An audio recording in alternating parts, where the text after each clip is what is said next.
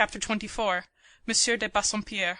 Those who live in retirement, whose lives have fallen amid the seclusion of schools or of other walled-in and guarded dwellings, are liable to be suddenly and for a long while dropped out of the memory of their friends, the denizens of a freer world, unaccountably perhaps, and close upon some space of unusually frequent intercourse, some congeries of rather exciting little circumstances, whose natural sequel would rather seem to be the quickening than the suspension of communication, there falls a stilly pause, a wordless silence, a long blank of oblivion. Unbroken always is this blank, alike entire and unexplained. The letter, the message, once frequent, are cut off. The visit, formerly periodical, ceases to occur. The book, paper, or other token that indicated remembrance, comes no more. Always there are excellent reasons for these lapses, if the hermit but knew them. Though he is stagnant in his cell, his connections without are whirling in the very vortex of life. That void interval which passes for him so slowly that the very clocks seem at a stand, and the wingless hours plod by in the likeness of tired tramps prone to rest at milestones, that same interval perhaps teems with events, and pants with hurry for his friends. The hermit, if he be a sensible hermit, will swallow his own thoughts, and lock up his own emotions during these weeks of inward winter.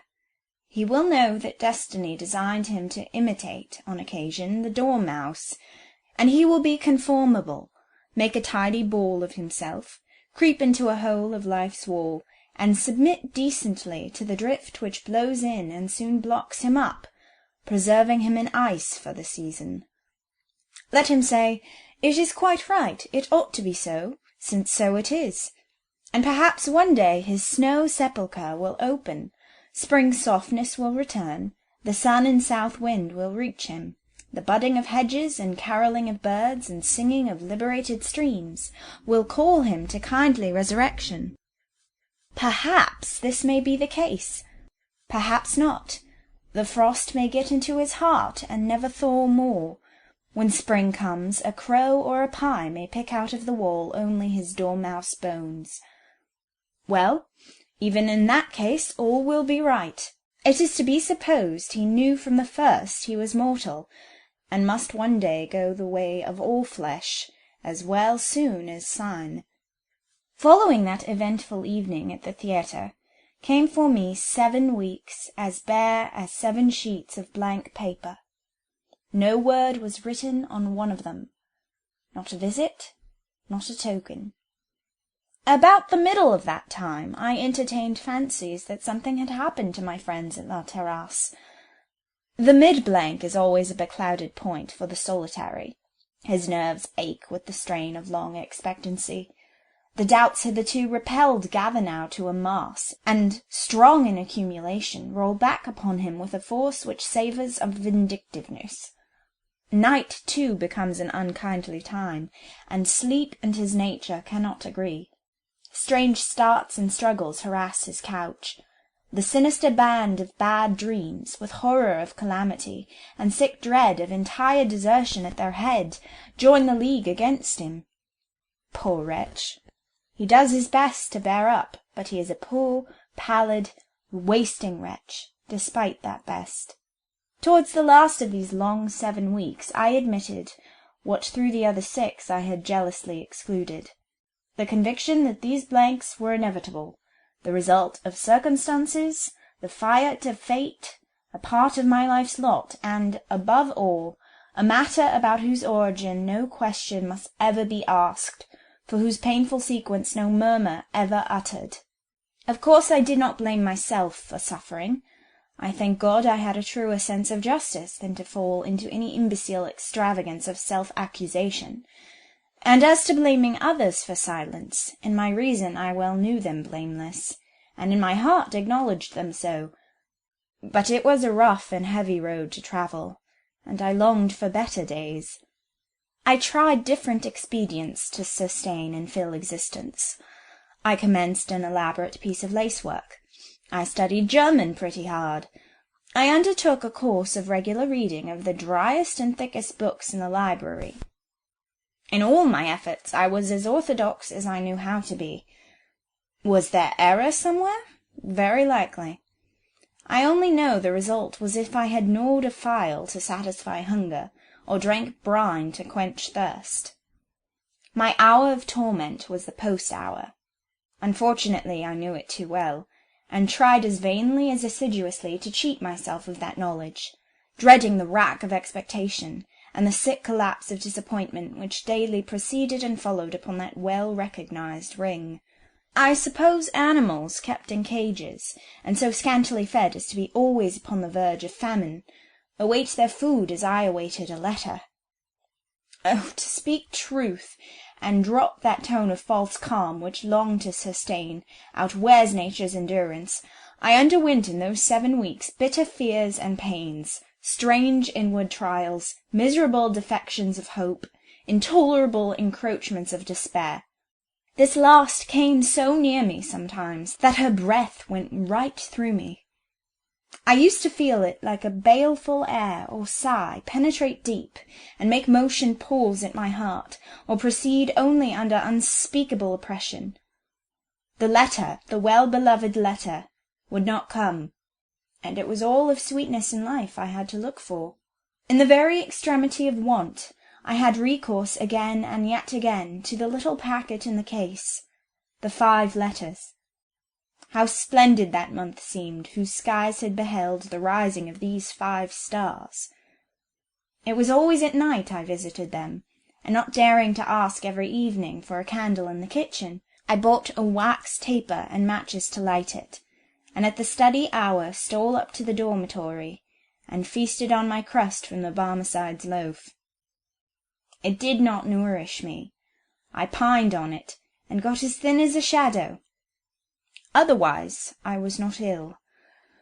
Reading there somewhat late one evening, and feeling that the power to read was leaving me, for the letters from incessant perusal were losing all sap and significance. My gold was withering to leaves before my eyes, and I was sorrowing over the disillusion. Suddenly a quick, tripping foot ran up the stairs. I knew Ginevra Fanshawe's step. She had dined in town that afternoon. She was now returned, and would come here to replace her shawl, etc., in the wardrobe. Yes, in she came, dressed in bright silk, with her shawl falling from her shoulders, and her curls half uncurled in the damp of night, drooping careless and heavy upon her neck. I had hardly time to recasket my treasures and lock them up, when she was at my side. Her humour seemed none of the best. "It has been a stupid evening. They are stupid people," she began. Who? Mrs. Chumley? I thought you always found her house charming. "I have not been to Mrs. Chumley's." Indeed? Have you made new acquaintance? "My uncle de Bassompierre is come." Your uncle de Bassompierre? Are you not glad? I thought he was a favourite. "You thought wrong. The man is odious. I hate him."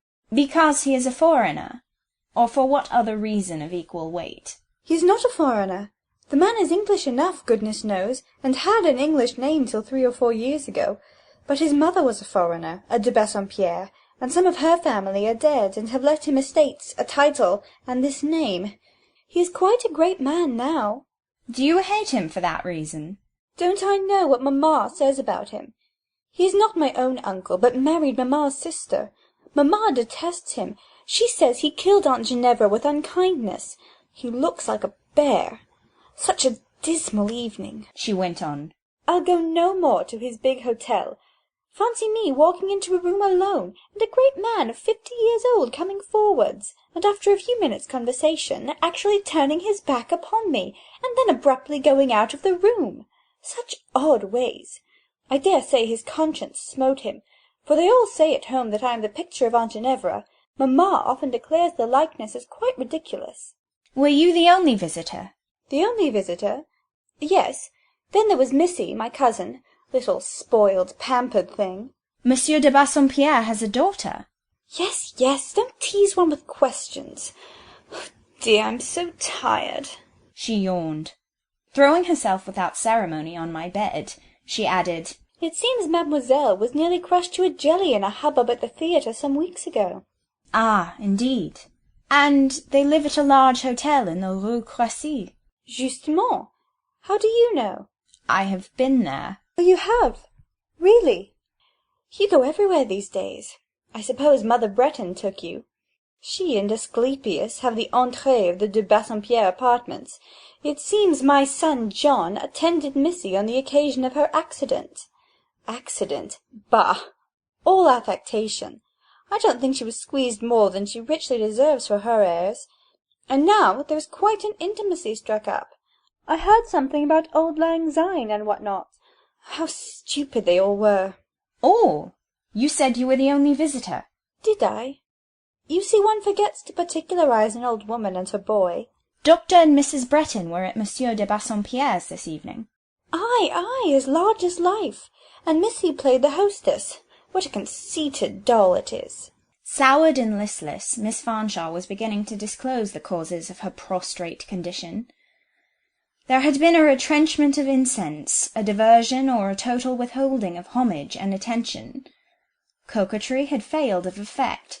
Vanity had undergone mortification. She lay fuming in the vapours. "Is Miss de Bassompierre quite well now?" I asked. As well as you or I, no doubt. But she is an affected little thing, and gave herself invalid airs to attract medical notice. And to see the old dowager making her recline on a couch, and my son John prohibiting excitement, etc. Faugh! The scene was quite sickening. It would not have been so if the object of attention had been changed, if you had taken Miss de Bassompierre's place. Indeed, I hate my son John. My son John? Whom do you indicate by that name? Dr. Bretton's mother never calls him so. Then she ought. A clownish, bearish John he is. You violate the truth in saying so, and as the whole of my patience is now spun off the distaff, I peremptorily desire you to rise from that bed and vacate this room. Passionate thing! Your face is the colour of a coquelicot. I wonder what always makes you so mighty testy à l'endroit du gros Jean. John Anderson, my Joe, John.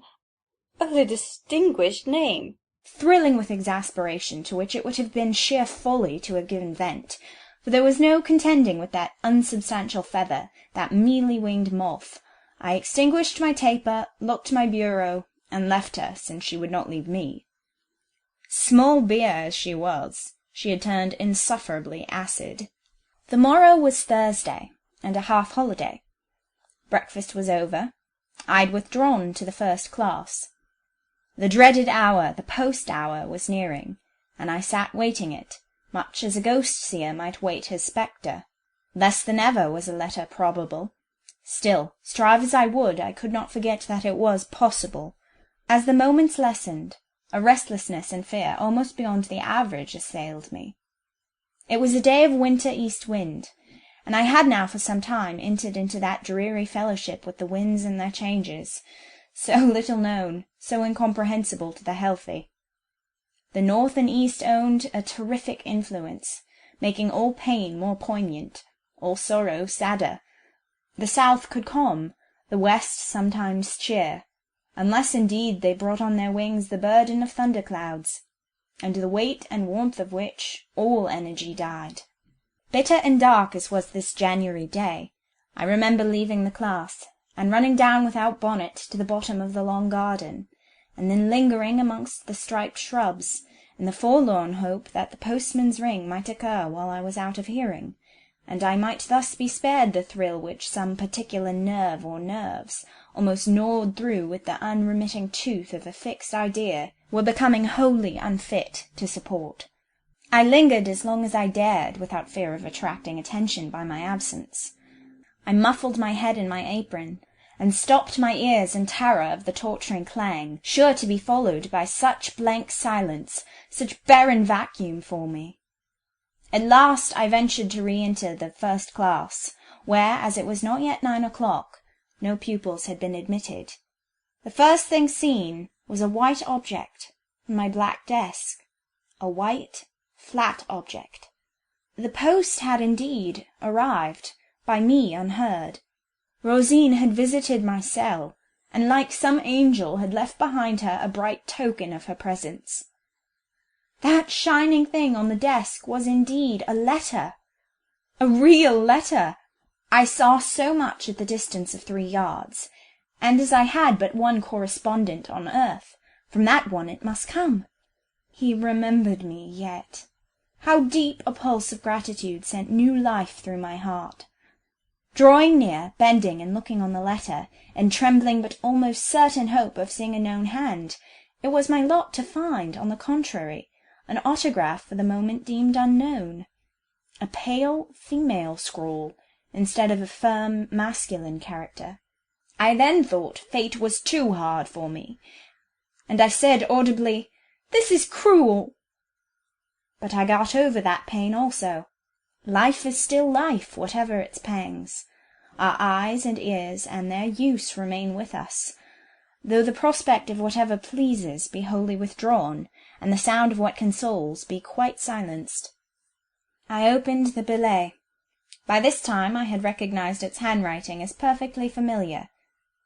It was dated La Terrasse, and it ran thus: Dear Lucy, it occurs to me to inquire what you have been doing with yourself for the last month or two. Not that I suspect you would have the least difficulty in giving an account of your proceedings. I dare say you have been just as busy and as happy as ourselves at La Terrasse. As to Graham, his professional connection extends daily. He is so much sought after, so much engaged, that I tell him he will grow quite conceited. Like a right good mother as I am, I do my best to keep him down. No flattery does he get from me, as you know. And yet, Lucy, he is a fine fellow. His mother's heart dances at the sight of him. After being curried here and there the whole day, and passing the ordeal of 50 sorts of tempers, and combating 100 caprices, and sometimes witnessing cruel sufferings, perhaps occasionally, as I tell him, inflicting them, at night he still comes home to me in such kindly pleasant mood, that really I seem to live in a sort of moral antipodes, and on these January evenings my day rises when other people's nights set in. Still he needs keeping in order, and correcting,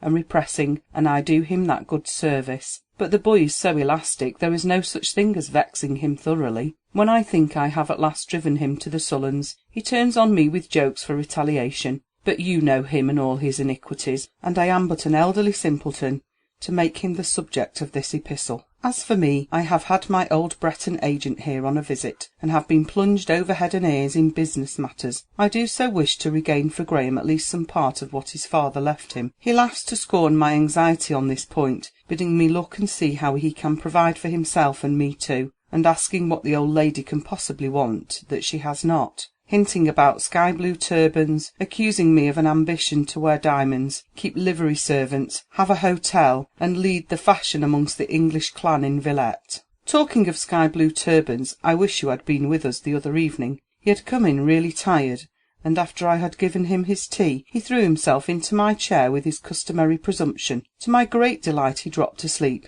You know how he teases me about being drowsy, I who never by any chance close an eye by daylight. While he slept I thought he looked very bonny. Lucy, fool as I am to be so proud of him, but who can help it? Show me his peer. Look where I will, I see nothing like him in Villette. Well, I took it in my head to play him a trick, so I brought out the sky-blue turban, and handling it with gingerly precaution, I managed to invest his brows with this grand adornment. I assure you it did not at all misbecome him. He looked quite Eastern, except that he is so fair. Nobody, however, can accuse him of having red hair now. It is genuine chestnut, a dark glossy chestnut, and when I put my large cashmere about him, there was as fine a young bey, dey, or pasha improvised as you would wish to see. It was good entertainment, but only half enjoyed, since I was alone. You should have been there. In due time my lord awoke. The looking-glass above the fireplace soon intimated to him his plight. As you may imagine, I now live under threat and dread of vengeance. But to come to the gist of my letter, I know Thursday is a half-holiday in the Rue Fossette. Be ready then by 5 in the afternoon, at which hour I will send the carriage to take you out to La Terrasse. Be sure to come. You may meet some old acquaintance. Good-bye, my wise, dear, grave little goddaughter. Very truly yours, Louisa Breton. Now a letter like that sets one to rights. I might still be sad after reading that letter, but I was more composed. Not exactly cheered, perhaps, but relieved. My friends, at least, were well and happy. No accident had occurred to Graham. No illness had seized his mother, calamities that had so long been my dream and thought. Their feelings for me, too, were as they had been. Yet how strange it was to look on Mrs. Bretton's 7 weeks, and contrast them with my 7 weeks. Also, how very wise it is in people placed in an exceptional position to hold their tongues, and not rashly declare how such position galls them. The world can understand well enough the process of perishing for want of food. Perhaps few persons can enter into or follow out that of going mad from solitary confinement. They see the long-buried prisoner disinterred, a maniac or an idiot, how his senses left him, how his nerves, first inflamed, underwent nameless agony, and then sunk to palsy, is a subject too intricate for examination, too abstract for popular comprehension. Speak of it. You might almost as well stand up in an European market-place and propound dark sayings in that language and mood wherein Nebuchadnezzar, the imperial hypochondriac, communed with his baffled Chaldeans. And long, long may the minds to whom such themes are no mystery, by whom their bearings are sympathetically seized, be few in number and rare of rencontre. Long may it be generally thought that physical privations alone merit compassion, and that the rest is a figment. When the world was younger and haler than now, moral trials were a deeper mystery still. Perhaps in all the land of Israel there was but one Saul, certainly but one David to soothe or comprehend him. The keen, still cold of the morning was succeeded, later in the day, by a sharp breathing from Russian wastes.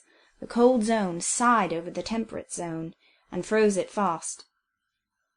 A heavy firmament, dull and thick with snow, sailed up from the north and settled over expectant Europe. Towards afternoon began the descent. I feared no carriage would come.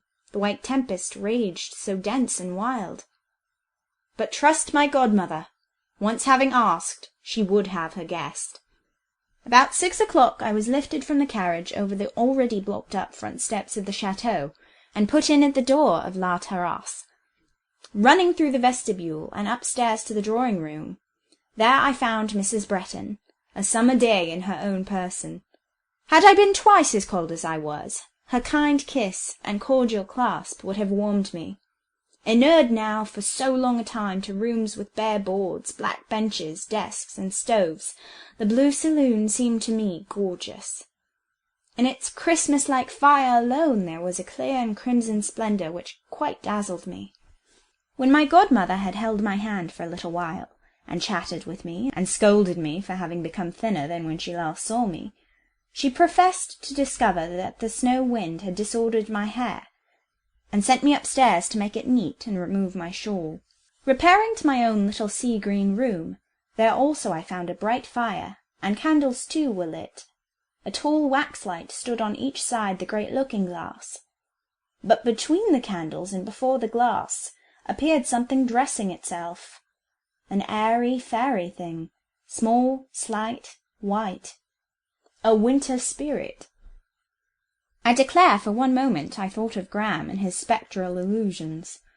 With distrustful eye I noted the details of this new vision. It wore white, sprinkled slightly with drops of scarlet. Its girdle was red. It had something in its hair, leafy yet shining, a little wreath with an evergreen gloss. Spectral or not, here truly was nothing frightful, and I advanced. Turning quick upon me, a large eye under long lashes flashed over me, the intruder. The lashes were as dark as long, and they softened with their pencilling the orb they guarded. "Ah, you are come," she breathed out, in a soft, quiet voice, and she smiled slowly and gazed intently. I knew her now. Having only once seen that sort of face, with that cast of fine and delicate featuring, I could not but know her. "Mr. Bassompierre," I pronounced. "No," was the reply. "Not Mr. Bassompierre for you." I did not inquire who then she might be, but waited voluntary information. "You are changed, but still you are yourself," she said, approaching nearer. "I remember you well, your countenance, the colour of your hair, the outline of your face." I had moved to the fire, and she stood opposite and gazed into me.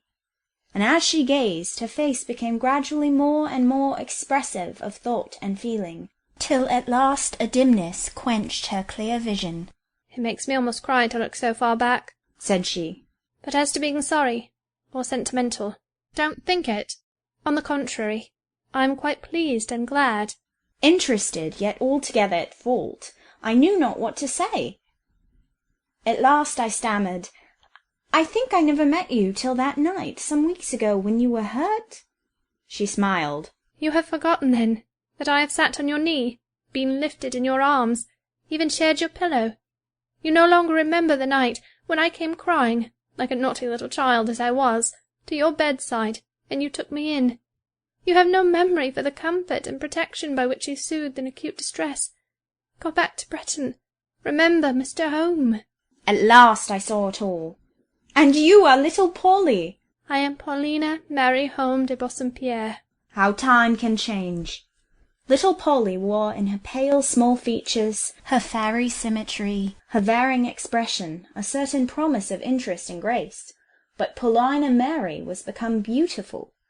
Not with the beauty that strikes the eye like a rose, orbed, ruddy, and replete, not with the plump and pink and flaxen attributes of her blonde cousin Ginevra, but her 17 years had brought her a refined and tender charm, which did not lie in complexion, though hers was fair and clear, nor in outline, though her features were sweet, and her limbs perfectly turned, but I think rather in a subdued glow from the soul outward.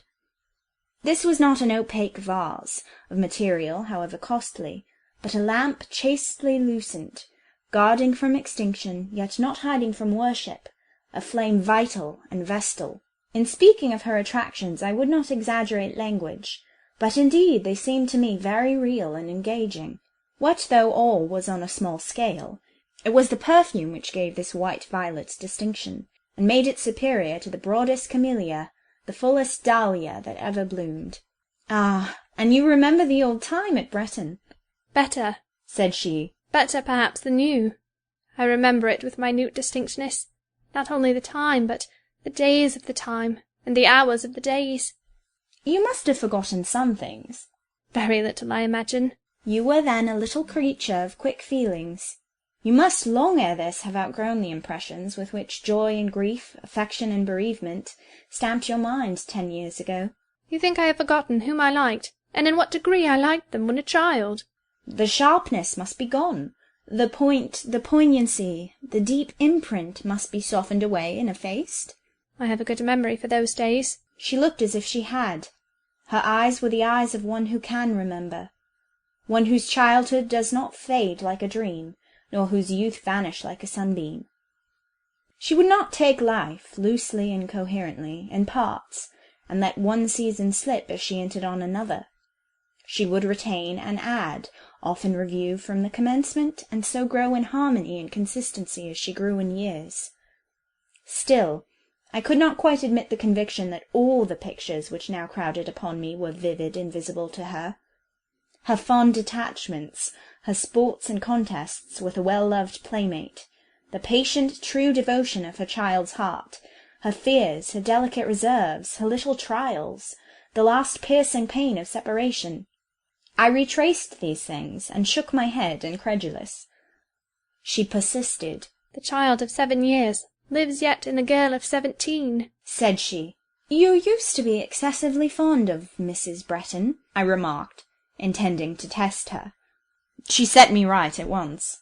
"Not excessively fond," said she. "I liked her. I respected her as I should do now. She seems to me very little altered." "She is not much changed," I assented. We were silent a few minutes. Glancing round the room, she said, "There are several things here that used to be at Breton. I remember that pincushion, and that looking-glass."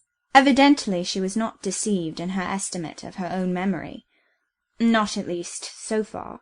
"You think, then, you would have known Mrs. Breton?" I went on. "I perfectly remembered her. The turn of her features, her olive complexion and black hair, her height, her walk, her voice." "Dr. Breton, of course," I pursued, "would be out of the question, and indeed, as I saw your first interview with him, I am aware that he appeared to you as a stranger." "That first night I was puzzled," she answered. How did the recognition between him and your father come about? They exchanged cards. The names Graham Bretton and Home de Bassompierre gave rise to questions and explanations. That was on the second day, but before then I was beginning to know something. How know something? Why, she said, how strange it is that most people seem so slow to feel the truth. Not to see, but to feel. When Dr. Bretton had visited me a few times, and sat near and talked to me, when I had observed the look in his eyes, the expression about his mouth, the form of his chin, the carriage of his head, and all that we do observe in persons who approach us, how could I avoid being led by association to think of Graham Bretton? Graham was slighter than he, and not grown so tall, and had a smoother face, and longer and lighter hair, and spoke, not so deeply, more like a girl. But yet he is Graham, just as I am little Polly, or you are Lucy Snowe. I thought the same, but I wondered to find my thoughts hers. There are certain things in which we so rarely meet with our double, that it seems a miracle when that chance befalls. You and Graham were once playmates. And do you remember that? She questioned in her turn. No doubt he will remember it also, said I. I have not asked him. Few things would surprise me so much as to find that he did. I suppose his disposition is still gay and careless. Was it so formerly? Did it so strike you? Do you thus remember him? I scarcely remember him in any other light. Sometimes he was studious, sometimes he was merry, but whether busy with his books or disposed for play, it was chiefly the books or game he thought of, not much heeding those with whom he read or amused himself. Yet to you he was partial. Partial to me? Oh no, he had other playmates, his schoolfellows. I was of little consequence to him, except on Sundays. Yes, he was kind on Sundays. I remember walking with him hand in hand to St. Mary's, and his finding the places in my prayer-book, and how good and still he was on Sunday evenings, so mild for such a proud, lively boy, so patient with all my blunders in reading, and so wonderfully to be depended on, for he never spent those evenings from home. I had a constant fear that he would accept some invitation and forsake us, but he never did, nor seemed ever to wish to do it. Thus, of course, it can be no more. I suppose Sunday will now be Dr. Bretton's dining-out day. Children, come down, here called Mrs. Bretton from below. Paulina would still have lingered, but I inclined to